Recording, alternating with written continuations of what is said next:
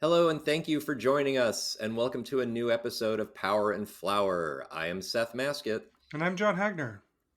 We are a political scientist and a political consultant who are trying to understand and explain what is going on in U.S. politics in 2024, and we also care deeply about pastries.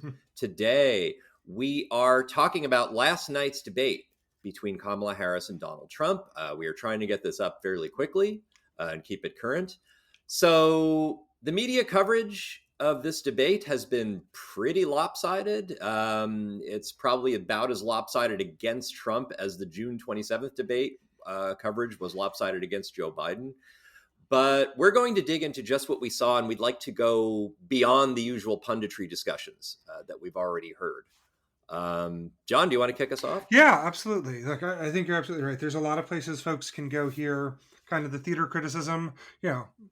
I think that Harris did a great job. I think Trump did a bad job, but like there's a lot more meat that I think you and I can put on the bone. And I've spent the sort of post debate couple hours, and we're recording this on Wednesday morning, and you know, reading a lot of the coverage about focus groups that people convened, or some of the immediate polls, and really thinking about what it would mean to watch this debate as an undecided voter, right? And I haven't been an undecided voter for a really long time.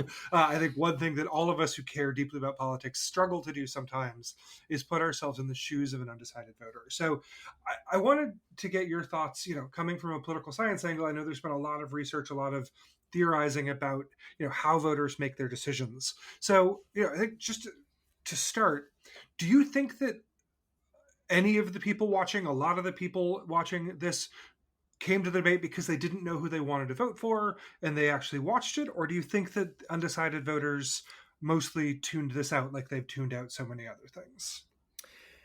That is a great question, and something that I think a lot of media coverage kind of avoids. The best I understand the literature on undecided voters, for the most part, people who pay close attention to politics make up their minds pretty early on stuff. They tend to be pretty committed partisans, whether they identify as a Democrat or Republican or anything else.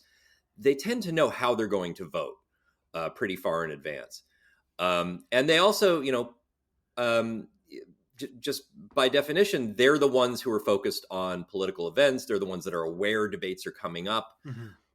People who are actually undecided tend to not follow stuff very closely. They tend to not be very interested in a presidential race until like right around nowish, like, usually after Labor Day, when there's so much media attention to it, the advertising ramps up and they start to realize, okay, I'm going to actually have to make a decision in the near future. So now who's watching a debate there's very few undecided people actually watching these debates. Yeah. In the moment that they're happening. Now, undecided voters ultimately will use information that comes out of this. Like they'll hear about this debate from friends. They'll see some of the coverage over the next day or two on TV news, maybe on social media. They'll see some clips. And so those sort of, those very, clippable, memeable moments are actually fairly important. But, when they're asking people like who actually won, that's a pretty committed partisan crowd who was actually watching in the moment last night. Yeah, I think that's a really good point that this isn't some. I don't think an undecided voter or any voter is going to go watch the entire debate in a day or two. Like I don't.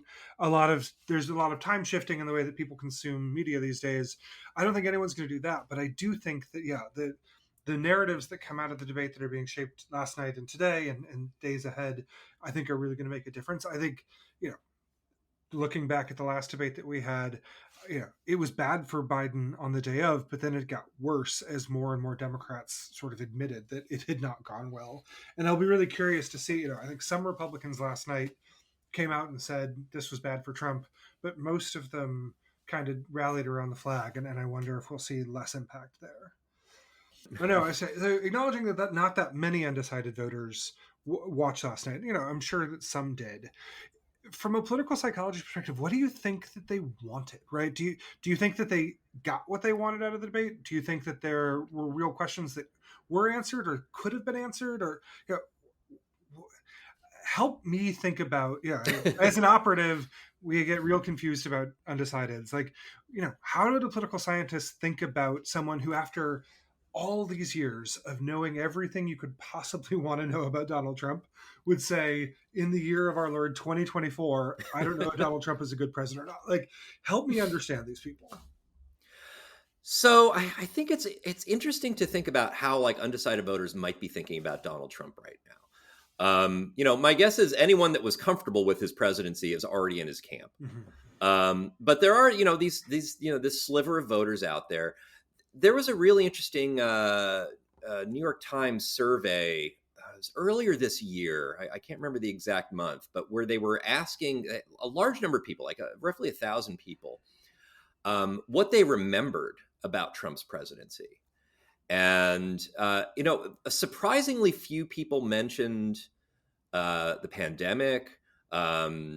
Surprisingly few people mentioned, the economic chaos of 2020. They actually, but to the extent they were recalling the pandemic, they were recalling it in somewhat positive ways. They were thinking about, oh, you know what? I actually had more time off, and Gas I prices got were some time with down. my family. Right? It was kind of a mixed bag. And so my impression is that like when they're thinking about him now, they're thinking about, well, what exactly was it like when he was president? Some people are like, it was chaotic. Some people are like, oh, it was the best time ever. How was it? They're trying to think about, could I envision him being president again? Is that something I think I can get through that might actually be a good thing? And so I guess they're sort of tuning in for like some cues and reminders about that. And, to the extent that, Trump could say, hey, remember how great the economy was? Remember no one was worried about anything. That probably helps him. But then when he is very easily goes off on a variety of conspiratorial tangents, is baited into like, making racist accusations and, accusing people of eating pets and like, I think that pretty quickly primes these undecided voters to think, oh, it was kind of chaotic back then, wasn't it? It doesn't necessarily create the best image. Yeah, to me, the most striking thing about the debate is that it was a debate about Donald Trump, Yeah. which is really, really good territory for Kamala Harris. Yes. And yeah, I kept thinking about how if you were a younger voter who, maybe wasn't thinking about politics much in the Trump era, it was a really good reminder last night. Like, this is what it felt like to have Donald Trump as president, right? It was always about him. He was the main character of every conversation. Every decision that he made was great. Everything that everyone else did was out to get him. That like it was a pretty good recall of what those days felt like. Yeah. Yeah. I was sort of, I guess I was impressed by his line where he was saying like, the true test of how great his administration was how many people he fired. He That didn't he mention hired. right. He also hired. But yeah. But on the other side of this, I think, to the extent that undecideds were paying attention or will be in the next few days, um, there's an interesting thing with Kamala Harris in that, like, the last few presidential elections, Hillary Clinton versus Trump, Joe Biden versus Trump, these are all candidates who have been household names since at least the 90s, if not longer. Kamala Harris is still a relatively new face on the political scene. No one really knew her name before 2019 outside of California. And, to that extent, voters are actually still filling in some gaps about her. They're still forming opinions about her. And so in that sense, it was a useful event. Like they were actually getting new information about her. They wanted to tune in and say, well, how does she actually do? Is she any good at this? And I thought she comported herself well. And I think that will help her as people are forming opinions. Yeah, I think so too. And I think Trump was the main character of the debate, but I think she did a good job of putting some meat on the bone and then also baiting Trump, and that she was able to do both. I think pretty effectively. But yeah, I think voters definitely want to know more about her. And all the polling that I'm familiar with is that talking you can actually move voters by giving them new information about candidates that they don't know as much about, right? That, yeah, like folks' opinions about Trump are probably pretty settled. Um, Mm-hmm. okay, I think one way of thinking about undecided voters, and I'm curious to see if this is something that you would agree with from political science lens, thinking about it on an operative level, um, it's kind of a catch-all category for very different kinds of people, right? That there are some undecideds, not very many, who are genuinely cross-pressured voters, right? Like people who want lower taxes for rich people and legal abortions, right? Or people who, have gay people that they know and like in their life, but also think that there are too many immigrants, right? I think there are some people who genuinely are torn in the kind of classic swing voter sense. Vanishingly few and fewer every year, but I think they do exist. I think there's another category of people who are undecided because they genuinely have not paid attention and that they will pay attention. There's another category of people who are undecided because they hate politics and they will always tell people that they don't know because it doesn't matter. And then I think the fourth and the most annoying category, and the people who I think you see pop up in a lot of these like newspaper focus groups and other kinds, are people who seem to believe that being undecided is a virtuous position, right? That like Hmm. it makes you a better citizen if you don't know who you're going to vote for. And these people drive me up the wall because you read coverage of them of like, oh yeah, I think that Trump is dangerous and irresponsible. I don't know who I'm going to vote for. And it's like, what are you talking about? Um, and yeah, I think Harris could have made a difference with those first two groups, right? The genuinely cross pressured and the people not paying attention. I think the second two groups of folks who are um, undecided because they hate politics or undecided because they want to be undecided, by definition, you're not getting to them, right? And I think that it's going to be important as we like the debate as the debate coverage shakes out in the next couple of days.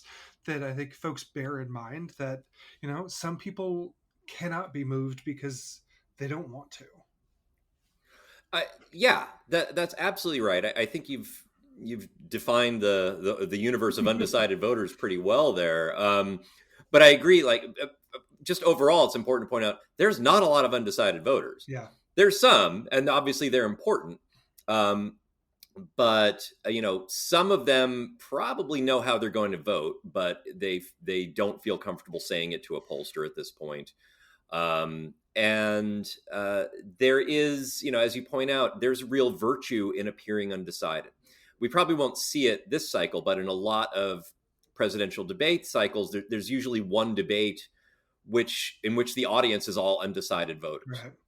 right. So like you're intentionally like it's this very privileged position, and you're inviting the people who know the least about politics and follow it the least closely.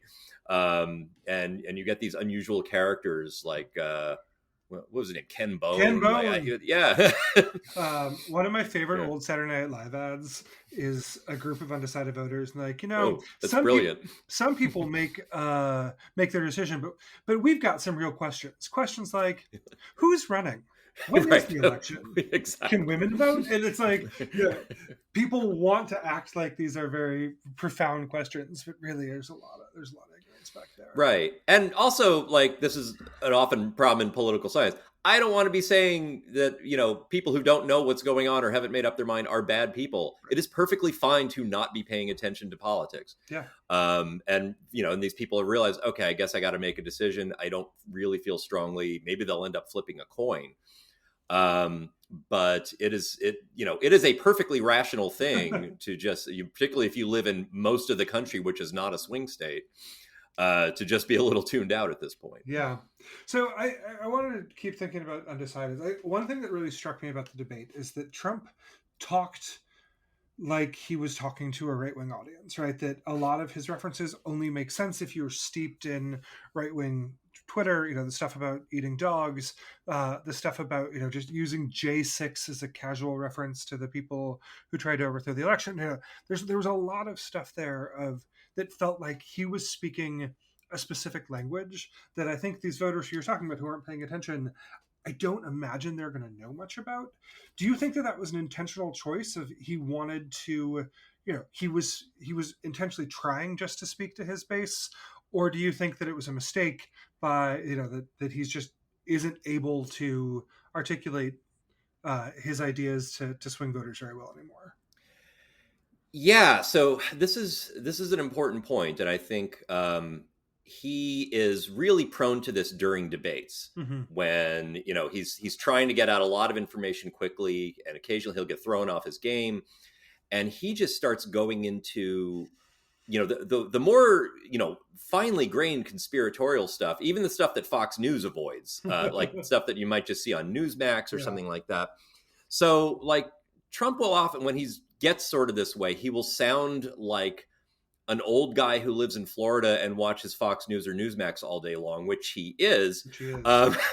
um, and goes into like what they call the Fox cinematic universe and starts talking about like all these deep conspiracy theories that if you're not watching this stuff all day long, you probably don't know what he's talking about half the time. It sounds a little unhinged, um, and particularly when you've got like people on the right who are floating around conspiracy theories again about like Haitian immigrants eating white people's pets in the suburbs of Ohio. And that is, it's one thing if you see something like that on 4chan, or, even if you, see a commenter on Facebook or something like that. It's quite another thing for a presidential candidate and a vice presidential candidate to be, saying that stuff overtly, to be like, even when the question isn't about that, to bringing the discussion of a Yeah. debate to that topic. It is, you could see it as, yeah, maybe this is something to like juice the fears of more conservative white voters and make sure that they're going to vote. They're already going to vote. Yeah. But I think you're probably doing more damage by alienating more centrist voters in swing states who say this sounds a little bonkers. Yeah. Yeah, it's a dangerous area, and so he sounded, first of all, like a guy who watches a lot of this stuff all day long, and who was also prepped for this debate by people like Matt Gaetz and Tulsi Gabbard, who are also in that universe. And there wasn't a lot of people from outside that bubble in the room, I don't think.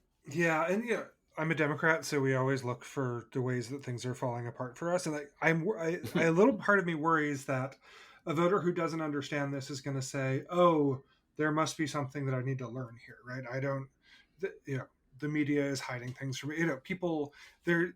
There's some people who enjoy that kind of like, oh, there's a deep truth out there that I should go learn about. I think that the easier explanation is yours, right? That like these folks are just plain weird. I happen to be wearing my "they're just plain weird" that I bought from the Tim Walz campaign. And, Wow. I do think that it fits into that mindset. Yeah, but I think, Can I ask along these yeah, lines, like, how much you think prep matters? And yeah, I know you've been involved with that with campaigns. It seemed pretty clear that Kamala Harris came into this ready to bait Trump into, absolutely. steering him onto unpopular or conspiratorial stances. Trump, there was stories about him being prepped by Matt Gaetz and Tulsi Gabbard and a few others. He's historically not an easily preppable candidate. He doesn't like to do a lot of rehearsal. I'm curious sort of what you see Yeah. here, and how much of this is actually preppable. Yeah, so I think that debate prep is a fascinating part of the campaign. I'm happy to shed a little bit of light on. I think off the bat, I texted to some of the group threads that I'm on last night that whoever did the debate prep for Harris, they should build a statue of them outside the DNC headquarters. I think they did an incredible job, and I think that Harris did a great job because the people on her team who helped prep her did a great job, and I think that it was really stand out. But yeah, a lot of candidates take debate prep super seriously, sometimes to the point of wanting to do nothing in the campaign except for debate prep. Mhm. I think that there are um, the pressure, particularly on women candidates, and I've been part of debate prep for women, and it's different. And I want to talk a little bit more about that. But I think Harris clearly set aside a lot of time for this. She hasn't done a public event for a few days. She like sequestered herself in Pittsburgh. She was smart enough to pick a swing state to do the prep in. And the campaign spent 10% of the time that we have between now and the election to get ready for this debate. It was a major devotion of resources that I think paid off. But what debate prep looks like is usually comms teams, research teams, policy teams will go through and start to just brainstorm questions that they expect to get from the moderators, right? Like anybody who's been following the news knows, can guess most of these questions. I saw today, this morning, Trump was saying that he thinks that she got the questions in advance, which is of course insane because of course they were going to ask about these questions, right? And so usually a campaign will prep for 30 or 40 basic kinds of questions to make sure that they're ready for. And then, we'll work with a candidate to do talking points, to do, make sure that they have command of facts and figures that are key. No campaign is going to write word for word what a candidate should say, because as soon as you start talking like a robot, voters pick up on that. Right. Harris said every sentence that she said, I'm sure she wrote. But the campaign would work with her to make sure, like, hey, when immigration comes up, these are the three things that you should hit, right? I think the other really important thing about debate prep, and this drives some people crazy, but it's the right thing to do, is that you don't have to answer the questions that you are asked. And, Right. you know, I struggle with this myself. It's haunted me in job interviews. It's haunted me when I've talked to reporters. I have a habit of answering the question that's asked to me, and sometimes that leads me away from where I really want to go. And I think this is what Harris did the best. They asked her where she was different than Joe Biden about immigration, and what she wanted to talk about is how Donald Trump did a bad job. So that's what she talked about, right? And Right. and she was able to do it without it being super stilted, but she was really good about making sure that she pivoted to her messages. And I think that that's really what good debate prep shows, is that you know the audience at home hopefully doesn't think, oh man, she didn't answer that question, but she got the chance to talk about the stuff that she wanted to talk about. I think one of the other things when you're doing debate prep against unpredictable opponents in particular is that you just need someone to shout some nonsense at you and make sure that you're not rattled. And I think there are when I have done debate prep, I've gotten ready for slightly more conventional opponents, but having someone come in and play the opponent really does make a difference. And I think the hardest job in debate prep is being the stand-in for the opponent, because they've got to be really well rehearsed. They have to know what the most likely answers from the opponent are, but also what the crazy stuff might be.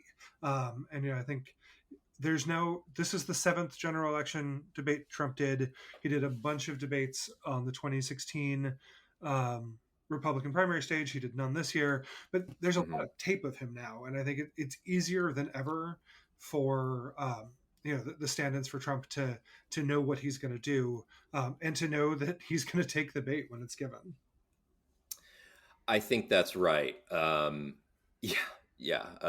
It seemed like a lot of areas where, like, yeah, it's he is both unpredictable and incredibly He's predictable. Like, incredibly predictable. yeah, we know Yeah, exactly what he's going to say and what he's going to go to, and where it's easy to bait him and get him off his game. and I could imagine, the Trump war room watching the debate, just the groans of like, I cannot believe that he is taking every single piece of bait she's given. I think the question about immigration, every poll shows that is his best issue, and Right. instead of talking about immigration, he talked about crowd sizes and dogs, and Yep. like it was a masterpiece of preparation from her side and a complete collapse on his. Um, and Can yeah, I ask? You had mentioned something in there about it being different to prep women candidates as opposed yes, to men candidates, yes. and just can you describe that a little bit? Yeah, look, I think that the double standards that affect women in politics are incredibly real. And one of them, and we saw this a ton around Hillary Clinton, both in the primary debates in 2008 and in the general election debates, is that it is very easy for a woman to be accused of being overprepared. It is Right. not a criticism I've ever heard leveled on a male candidate. It's a criticism that every single woman who has the nerve to speak in public will get, is that you can be accused of being unprepared. You can be accused of being overprepared. You heard this with Elizabeth Warren in 2020. You heard this across the board. Um, there are folks who are going to say no matter what a woman says on stage that she is overprepared. There are also folks, the idea of what makes a woman likable is very different than what makes a man likable. And going through and kind of walking the fine line between being in command of your facts appearing presidential, showing leadership, but not being bossy or shrill, really matters. I think if you look at the right wing commentary about the election, what they're mostly focusing on Kamala is that she looked at Trump. I saw somebody call her She-Hulk, right? Like there was never a world where she wasn't going to get criticized by these people, but what they're seizing on are incredibly gendered ways of her body language and her appearance on stage, and that's just the standard that women are held to. It's always fun to imagine a female candidate yelling incoherently into the mics and demanding more time against a male candidate who was studied and prepared. But you can't really imagine it because a woman who is as undisciplined as Trump would have never gotten to the position of being on this debate stage in the first place. Right. Yeah, I think that we've never had a female president, so our image of presidential looks like a man, and that puts a really hard standard for female candidates when they're thinking about body language. And I think Harris did an amazing job right at the top of crossing the stage to shake Trump's hand and making him run away from her, to kind of diffuse some of that body language stuff that, in the 2016 debate, Clinton was, Trump sort of followed her around the stage and loomed over her. And I think visually it looked bad for Clinton. I think we saw the reverse of that last night where he looked like he was running away from her. I also think it's interesting, he never looked at her. And if you look at the split screen, he never once looked at her and he never said her name. She was always she and her, and he never looked at her, whereas she looked directly at him and talked about him quite a bit. Yeah, and had that sort of bemused stare at him when he would say something absurd. Yeah. She definitely knew that the camera was on her the entire time and never forgot, which again, really good prep. I want to, do you have any, we haven't seen any polls. We saw the CNN poll that said that people thought she won the debate, but that was, the night of, it'll be a couple days before we get anything. Do you have any bets on what we're going to see? Do you expect a polling shift? What do you think it might look like? I mean, my model for this is 2016 when, Hillary Clinton just kind of kicked the crap out of him in 3 successive debates. That's what voters had said. And it did have some effect in the polls, and that effect lasted a week, maybe a little bit longer. And then, like most campaign effects, the effect just goes away. Right. So it wouldn't surprise me if she got a little bit of a bounce out of this. Yeah. Again, like polls are probably tighter than they have been in previous cycles, but the coverage of this has been, if not universally pro Harris, it's like pretty strongly pro Harris. And even a lot of Republicans have gotten the message that she had a good night with this and he did not. So, I could think that would shift things a little bit in her favor in the short run. And again, to the extent that people are, people who aren't too familiar with her are still making up their mind, this will help with that. I'm still assuming that by, election day, it'll be back to her being ahead by between like 3 and 5 points, and it's gonna, it'll still be a nail biter in the Electoral College. I doubt this has any like really substantial impact going forward. Yeah, I think that's probably right. It'll be interesting to look at what happens with younger voters in particular, because I said I do think that the people who maybe weren't paying careful attention to the Trump presidency got a reminder of what it felt like last night, and I will be curious to see if that moves things. I will be curious to see also if the salience of abortion goes up in the election. I think that, that's obviously an issue that Democrats do. And I thought that was the most affecting part of the debate. And crucially, it happened at the beginning, which is when people are actually paying attention. And so that was probably her strongest moment. And also, I would say by far the biggest contrast between her and Joe Biden, who was just never able to mount an effective, point on that topic in particular, where he was always uncomfortable. And she came off very strongly, even for people who aren't particularly supportive of abortion. Her points, I thought, came off very well. And, and it was an area where Trump was clearly not comfortable going. Well, he wasn't comfortable. And the thing that I thought was most interesting about him rhetorically in this debate is that he when talked about abortion, he does this a lot, but he did it, on in front of a big audience last night. He talks about how everyone wanted Roe versus Wade overturned, and this is clearly his crutch. He goes back to this all the time. And look, I think voters know that Donald Trump is not the most honest person in the world, so I don't think it's weird that he's lying about this. But what I do think is weird is that it's a case of him lying to voters about voters, right? Like, voters know they didn't want Roe v. Wade overturned. Like, this is Yeah. very clear. And so when Trump says that they did, I think it's a particularly weird kind of lie, because it's one thing to lie about what Vladimir Putin wants. It's one thing to lie about, big businesses and corporations or, Democratic judges, because voters can't prove that that's a lie. But when you lie to people about what they themselves think, it's a weird spot to be in. Yes, I agree. And again, like, he's, if you're like a pro-choice voter and he's telling you wanted Roe v. Wade overturned, well, those people were mostly not in Trump's camp anyway. But But it's still, that sounds really weird. Yeah. And everyone, like, we all remember this was 2 years ago. It was 2 years ago. This is most of our lives that Roe v. Wade existed, and it was polarized. We knew that. I will push back on that. I actually think there are a lot of pro-choice voters who have voted Republican for a long time, because until 2 years ago, it didn't matter, right? It was shooting blanks. They could be pro-choice and vote Republicans because they didn't think that Republicans' ideas on abortions were going to become the law. And now, they're playing with real money. This is not, and so I think that, I talked earlier about how there are some cross-pressured voters. I think one of the biggest groups of those are people who prefer Republicans on economics and prefer Democrats on abortion. And, the question of which of those is more important in November is a really big one.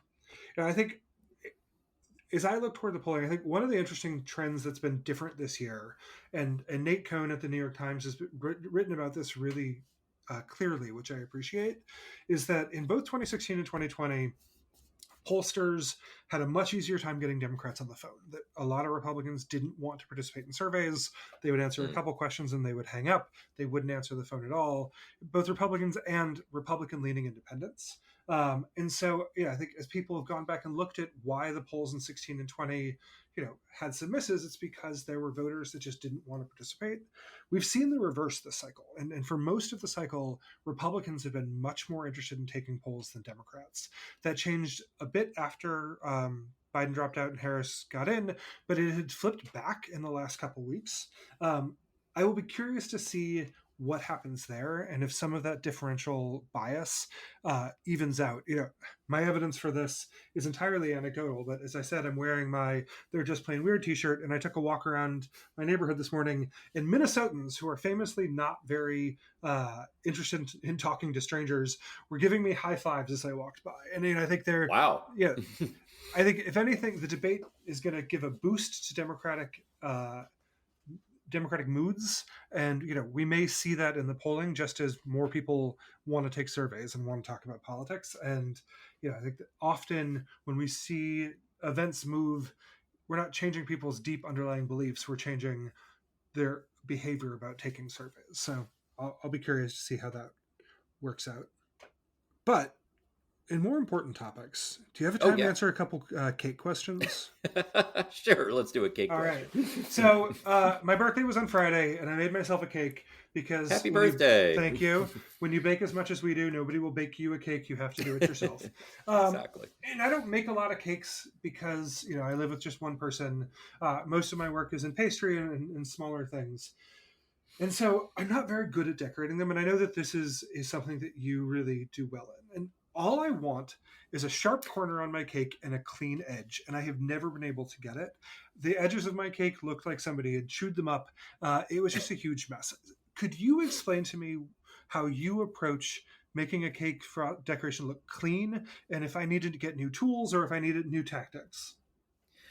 Honestly, this is a tricky area, and it's hard, particularly depending on the the makeup of the cake itself, because stuff at the edges can get crumbly. Sure. If you put too much icing on, it can start to crack. And I find one thing that helps is, sometimes adding an extra egg beyond what a recipe calls for, Okay. can give the cake itself some additional firmness that makes it easier to cut, and it makes it more resilient to when you're icing it.